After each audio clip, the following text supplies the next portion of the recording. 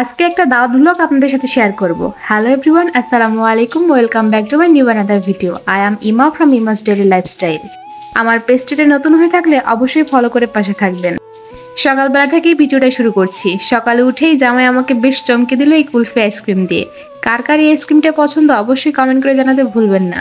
তারপর এই তো আমি একটু প্রফেশনালভাবে গেট রেডি ভিডিওটা মেক করতে চেয়েছিলাম। যাই হোক, আমার জামাইকে একটা কালো পাঞ্জাবি দিয়ে দিলাম আর আমি একটু হালকা পাতলা মেকআপ করে রেডি হয়ে গেলাম। এই তো তারপর বের হয়ে গিয়েছি।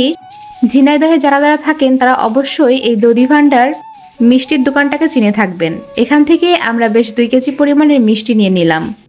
3 রকমের মিষ্টি হয়েছিল, একটা কালো মিষ্টি, একটা সাদা মিষ্টি।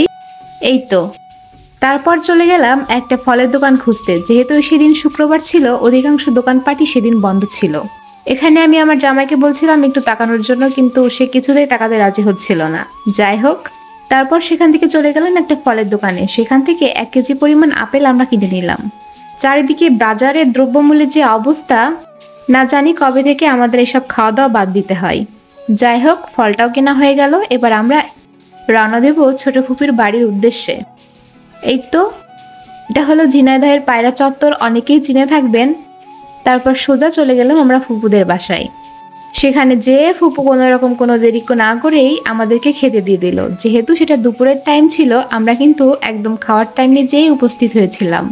বেশ অনেক রকম আইটেম রান্না করেছিল। যেহেতু আমরা একবেলা খাবো, তাই একবেলার মধ্যেই সব রকম আইটেম করার চেষ্টা করেছিল ফুপু এখানে।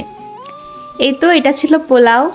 পোলাও আমি বেশি খেতে পছন্দ করি না, কিন্তু এদিনকার পোলাওটা বেশ মজা হয়েছিল। শুরুতেই আমার প্লেটে ফুপু পোলাও দিয়ে দিল আর সাথে ছিল ডিম ভুনার তরকারি। তারপরে আমি ডিম ভুনা দিয়ে প্রথমে খাওয়াটা শুরু করলাম। আপনাদের কার কার ডিম ভুনার সাথে পোলাও খেতে ভালো লাগে অবশ্যই কমেন্ট করে জানাতে কিন্তু ভুলবেন না। আমার কিন্তু খেতে বেশ মজা লাগছিল। ডিম ভুনাটা শেষ না হতে হতে এখানে ফুপু আবার মাছ ভাজা দিয়ে দিল। এটা ছিল তেলাপিয়া মাছ ভাজা। এই মাছ ভাজিটাও কিন্তু অনেক মজা হয়েছিল। এখানে পেঁয়াজ আর কাঁচামরিচ একটু ভাজি করে বেরেস্তা মতো করে দেওয়া হয়েছিল। এই পেঁয়াজ ভাজি দিয়ে কিন্তু 1 প্লেট ভাত খাওয়া কোনো ব্যাপার না।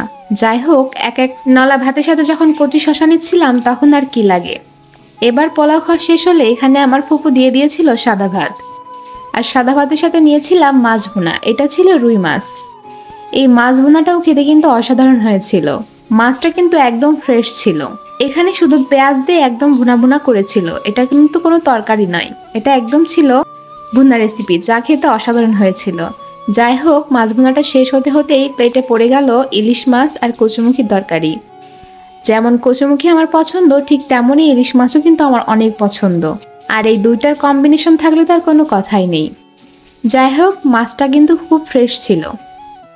এরপরে আরও ছিল মুরগির মাংস এবং গরুর মাংস। এইগুলো দিয়ে আমার আর খাওয়া হয়নি। তারপর জামাইকে বললাম একটু হাই দিতে, জামাই তো লজ্জায় লাল হয়ে গেল। যাই হোক, আজকে এই পর্যন্তই। দেখা হবে নেক্সট ভিডিওতে। টাটা।